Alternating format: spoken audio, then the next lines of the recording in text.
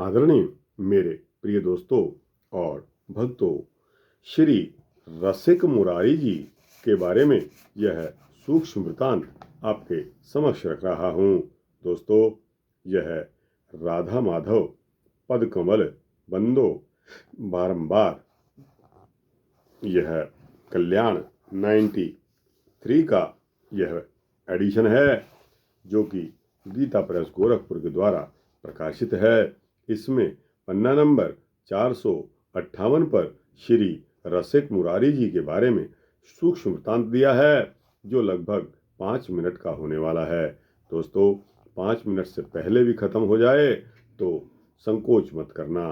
तो दोस्तों, आइए इस सूक्ष्म वृत्तांत को शुरू करने की इजाजत दीजिए। दोस्तों और भक्तों, श्री रसिक मुरारी जी का जन्म उड़ीसा के मल्लभूमि जिले के रोहिणी नगर में शक संवत 1512 में कार्तिक शुक्ला प्रतिपदा को प्रातःकाल की मंगल वेला में हुआ था। आपके पिता श्री अच्युत पटनायक जमींदार होते हुए भी बड़े ही भगवत भक्त थे तथा माता भवानी देवी पतिव्रता सदगृहिणी थीं। आपका नामकरण करते समय पंडितों ने ज्योतिष गणना के आधार पर आपका नाम रसिक रखा और महापुरुष के लक्षण बताए, परंतु आपके पिताजी आपका नाम मुरारी रखना चाहते थे। अतः दोनों को मिला दिया गया और दोनों नाम मिलकर आपका नाम रसिक मुरारी जी रख दिया गया। अन्नप्राशन के अवसर पर प्रवृत्ति परीक्षण हेतु रखे गए द्रव्यों पर जब हाथ रखना हुआ तो आपने ग्रंथ रत्न श्रीमद् भागवत पर अपना हाथ रखा। उसी समय उपस्थित जनों और कुटुंबियों को यह दृढ़ विश्वास हो गया कि यह बालक परम भागवत तथा महान भगवत भक्त होगा। बाल्यकाल से ही आपका संतों के प्रति सहज आकर्षण था। उनकी जय जगदीश की ध्वनि सुनते ही आप अपने नन्हे नन्हे हाथों में जो कुछ भी मिलता भरकर ले आते और भिक्षा देते। बड़े होने पर भी अध्ययन काल में आप पढ़ाई के साथ साथ बच्चों को लेकर नगर में संकीर्तन करने चले जाते थे। एक बार आपके यहाँ श्रीमद् भागवत का सप्ताह पाठ चल रहा था। जब उसमें गोपी गीत का प्रसंग आया तो आप मूर्छित हो गए।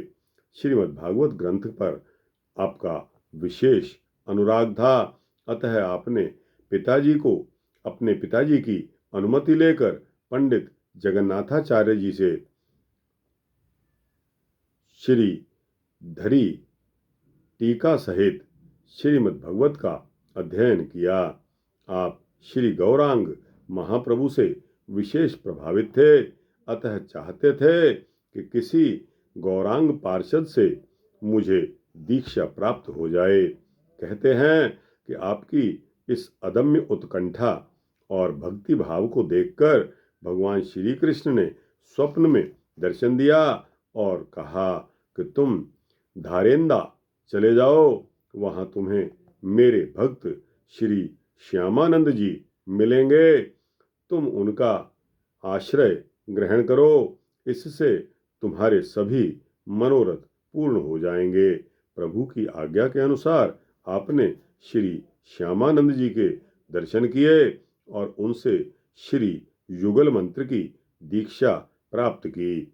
उन्होंने आपका नाम रखा रसिका नंद। दोस्तों, पहले मैंने आपको बताया कि मल्लभूमि जिला रोहिणी में इनका जन्म हुआ था और इनके पिता श्री अच्युत पटनायक जमींदार थे। दोस्तों, वो भी बड़े भागवत भक्त थे। उन्होंने पंडितों के ज्योतिष गणना के आधार पर नाम रसिक रखा गया, लेकिन इनके पिताजी आपका नाम मुरारी रखना चाहते थे, इसलिए इनका नाम हो गया रसिक मुरारी। लेकिन दोस्तों, दीक्षा जब मिलती है उस समय नाम नया हो जाता है। उस समय इनका नाम रख दिया गया रसिकानंद। उन्हीं से आपको ब्रज तत्व और संप्रदाय रहस्य का ज्ञान हुआ। श्री गुरुदेव जी के साथ आपने ब्रज के तीर्थों की यात्रा करके उनके तात्विक दर्शन किए। तत्पश्चात उन्हीं के साथ आप उत्कल देश चले गए। वहाँ अनेक विमुखों को भक्त बनाया और अंतिम समय तक भगवान श्री जगन्नाथ जी की सेवा में रत रहे। तो दोस्तों, जय जगन्नाथ जी की जय श्री कृष्णा, जय श्री राधे कृष्णा।